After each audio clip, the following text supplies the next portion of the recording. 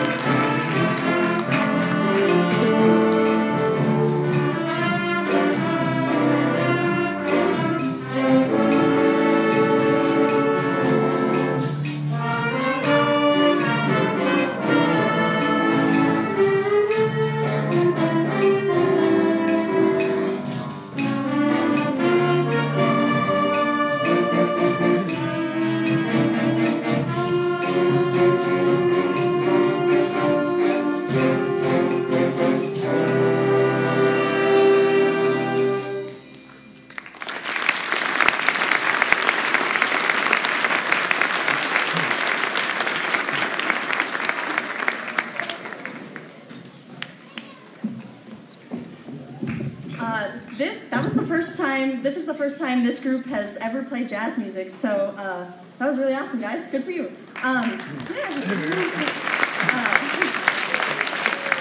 Now I have to apologize. Rookie mistake. I left the piano's names off the program. So I want to call out Brooke DeYoung, Thomas Falea, and Carl Kruger. Everyone give them a round of applause because they're awesome. And their names will be in bold highlighted print at the Flood of Jazz, which Flood of Jazz is on April 26th, and that would be a really awesome time to come and hear some of the improvement that they're doing. They're going to play these 2 tunes and hopefully 2 other swing tunes for you that evening. I think it starts at 6:30 and it opens with the middle school jazz band. That first tune was really fun, and now we're going to do something completely different. We're going to do a funk chart called There's the Rub. This song features Simon Fitzpatrick on chapset, Carson Linner on bari sax, and R.J. Haas on tenor sax. And these are some really, really tough solos going on, so we hope you enjoy. There's the Rub.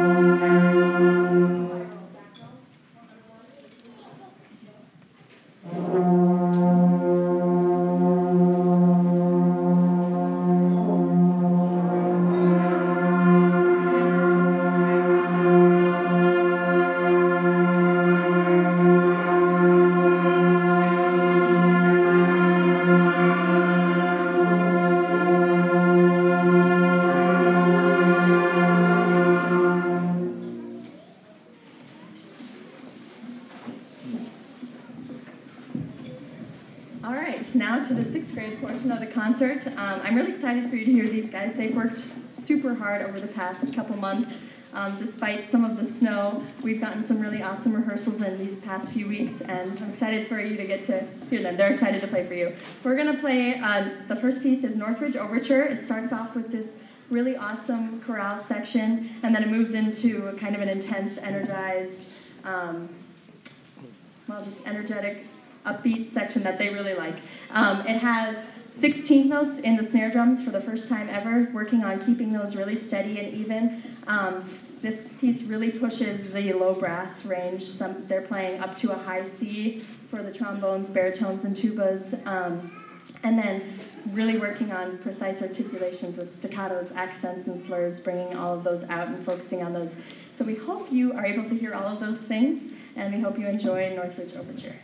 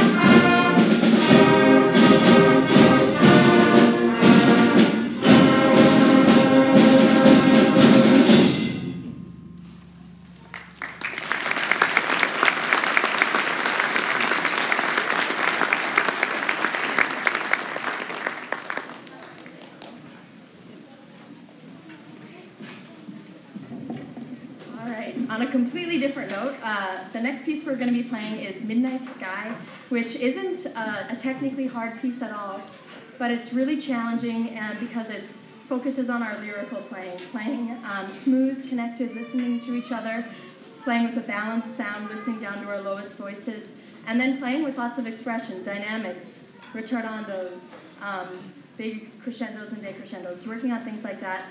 I wanted to read for you the program note because I feel like it is just a really nice depiction, a nice picture of what you should hear. And then I also want to share one of the beauties of the snow days, I guess, is that these kids were able to be creative with some of the pieces, and one of the assignments for a virtual learning day was to write a story that the music reminds you of. What do you see in your mind as being what's happening in the music? And I thought this particular young lady wrote a nice one. So here's the program note, and then here's one that students shared. So Midnight Sky is a beautiful moment of musical solitude in which listeners close their eyes and imagine a quiet moment under the stars, uninterrupted by the hustle and bustle of everyday life. We often forget to embrace these moments of peace and tranquility, and this work seeks to bring that calmness back into our life. And then, before I even read that to the students, Lily Eisenlohr, one of our percussionists, wrote this about it as her snow day assignment. She said, "Midnight Sky is a piece that I think is supposed to be calming and relaxing, like maybe a lullaby for babies, especially the nice sounds of the triangle, wind chimes, and bells. They are nice and soft like a peaceful morning, and the flute sounds like a light and breezy wind hitting the wind chimes you hung out outside. The trumpets are like the yellowish-orange ball of sun rising in the beautiful pink sky." So, thinking of these things, yes!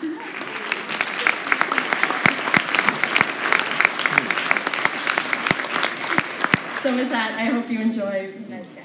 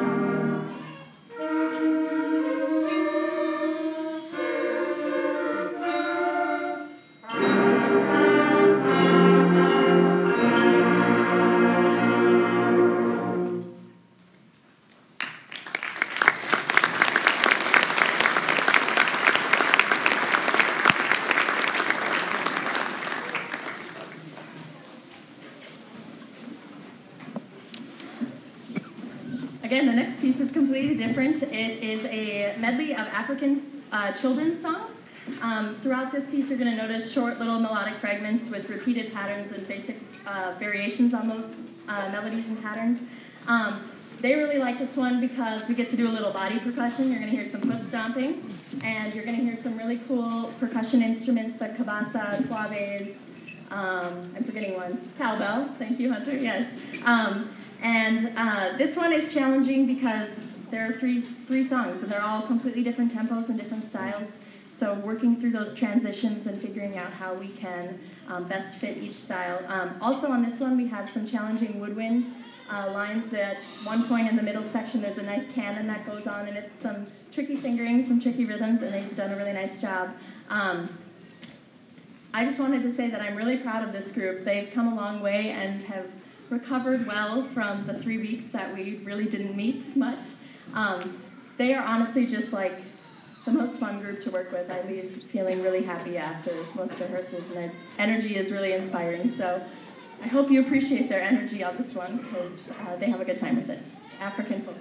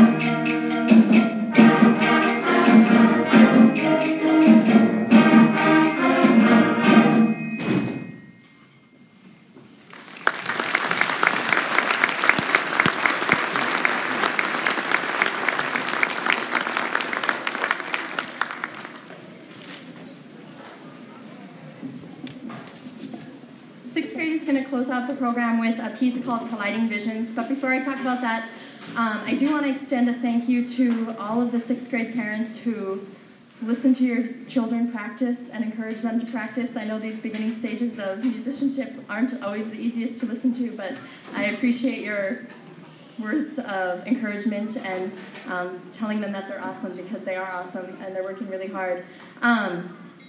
The last piece we're going to play is called Colliding Visions, and it's by Brian Balmages, who I think is just a really awesome composer for young bands. This also, I had a student who wrote a really nice reflection story for a snow day assignment, and I wanted to share it because I thought it was really cool how he connected what we're playing in band to what he's learning maybe in English class, and then also being visualizing some pretty scenes in his mind. So this is from Landon Olson, a trumpet player. He said, "Colliding Visions is a song of many visions of peace and harmony. It has soft parts and it has loud parts. The soft parts portray a beautiful scene that has a slow, relaxing tempo, while the loud parts show the peaks of life where you're just loving every moment and having fun. This piece is just like a story, exposition to rising action, then climax, back down to falling action, and finally a resolution." And it really is like a story. You'll notice that the beginning section is in a different meter. We start off in 3/4 time, and we really slow, lyrical, kind of like Midnight Sky, and then we transition into a really upbeat tempo in 4/4, and then we fade away back into our 3/4. So that, in and of itself, was a challenge for us, is changing meters and style completely. And then this piece also just has a ton of independent moving lines. There's a section in the piece where there's this kind of 8-note motif thing floating around, and it just floats around from section to section, so it really got them listening to what else was going on and how they fit in. So we hope you enjoy the last piece for the 6th grade band, Colliding Visions.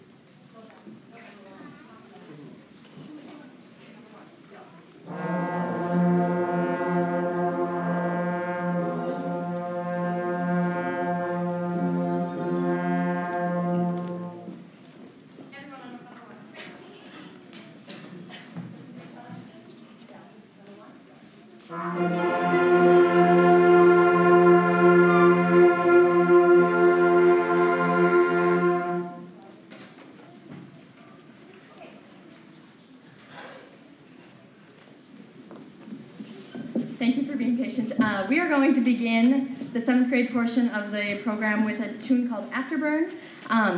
This piece, we really worked on, it's eighth notes constantly, eighth notes and eighth rests, so playing eighth rests off the beat and on the beat, and working on getting this really even, clean articulation, really nice and light and separated. Also, this whole piece revolves around the same musical motif of these eighth notes and eighth rests, so we hope you hear that.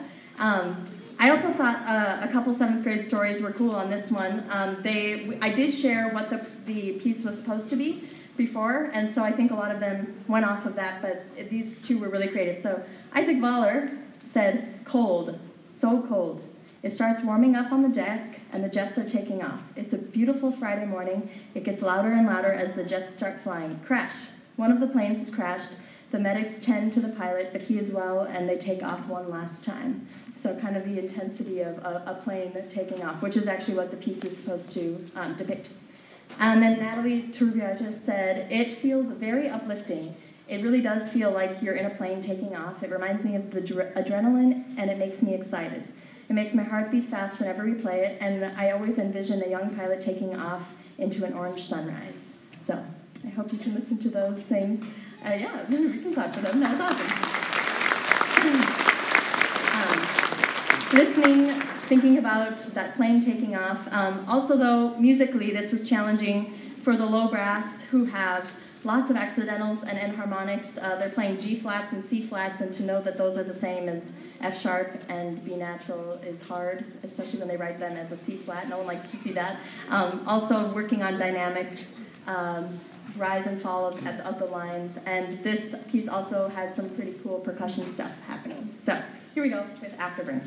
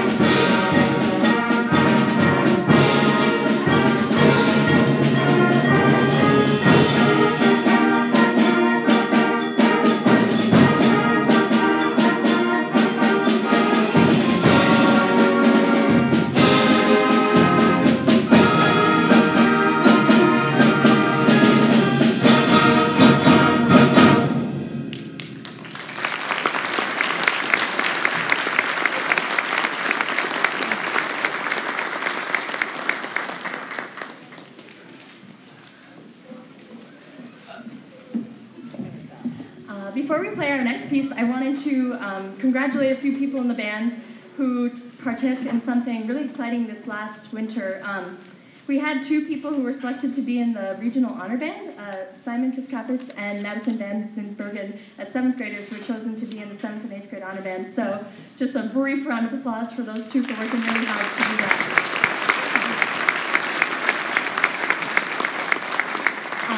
This next piece is similar to the African folk trilogy in a way, where we have three contrasting English folk songs.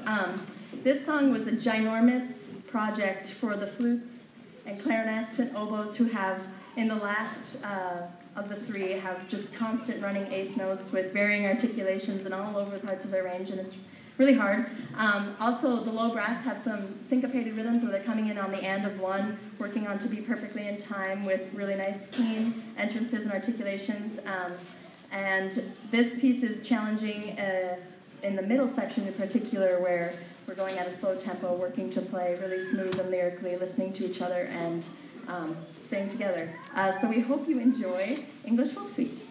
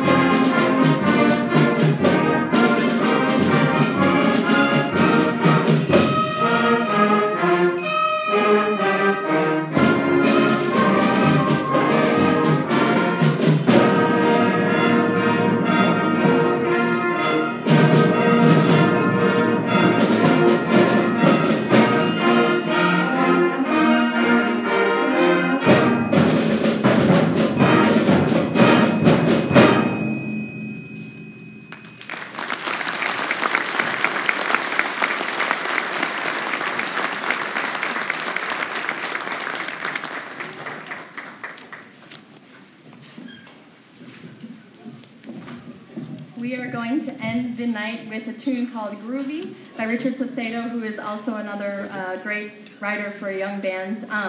But first, I too wanted to say that I was really, really proud of the work that this group has done. If you would have asked me 2.5 weeks ago if I thought this concert would come together really well, I don't know what I would have said, but they've worked really hard the past couple weeks, and they have certainly played well tonight. So congrats, you guys are awesome. A couple things that this group did between the last time you heard them and now. They played Christmas songs in the hallways. We played 3 tunes and we just walked around the middle school, and the younger kids at school really liked that. Also, after trying to reschedule 3 times, we finally were able to play some pep band with the high school pep band. So I think we had about 25 of these guys join Mr. Bauer and the high school pep band one evening. I think it was February 21st or something like that. And all the people who did it said they had a really awesome time. And that's with some hard music, so they're going to be super ready for 8th grade high school next year. Let's see. I also want to thank 7th grade parents who continue to encourage them to practice and continue that to just tell them that they're awesome and keep them working hard, because that's what they need, and they're doing a really nice job. So thank you to parents who encourage these students. I did realize at the fall concert that I forgot to say all of my thank yous, so I want to make sure I extend those tonight. So please be patient for just a moment. First, I want to thank Mr. Huntley and all of the staff at the middle school. Their support for music and these kids is more than I ever could have thought for a workplace, and it's amazing, so I want to thank them. Beth Slater made the programs, and Bev made the, Beth made the programs, but Beth printed them, and they are awesome to work with. I want to thank Mike Connolly and the Fine Arts Center staff and the other middle school custodians who helped load the yellow truck and get everything all here. Along with the staff at the middle school, just the 6th and 7th grade teachers, if there are any of you out there. Thanks for letting kids come out of your classes to come to lessons. That's a huge, huge deal. That's where we do a lot of our learning and growth. So thanks to those teachers. And then lastly, just a few mentors who have been my go-tos for answering my many questions here as a first-year teacher. Jill Arnold, Brenda Jans-Darling, and Lee Varkness have been a huge help. And then also all of the music staff, Mary Sue Kruger, Elizabeth Bartholet, Matt Bauer, and Dan Hampton are amazing people to work with, so I want to thank them. Last, groovy. It is groovy, but it's in G minor, so we learned how to, or just kind of what minor meant, and it's a nice friendly key signature for us, but it'll sound kind of dark and eerie. Again, moving enharmonics by half steps, learning how to read like a C flat or a G flat, that's a huge thing for us. And then syncopation and 8th rest counting, making sure we're really clean. That was the challenge on this one. We hope that you enjoy this final number, Groovy. Also, afterwards, if any of you are able to help clear the stage of stands and chairs and percussion, the yellow truck is waiting. So enjoy this last number, Groovy. Thanks.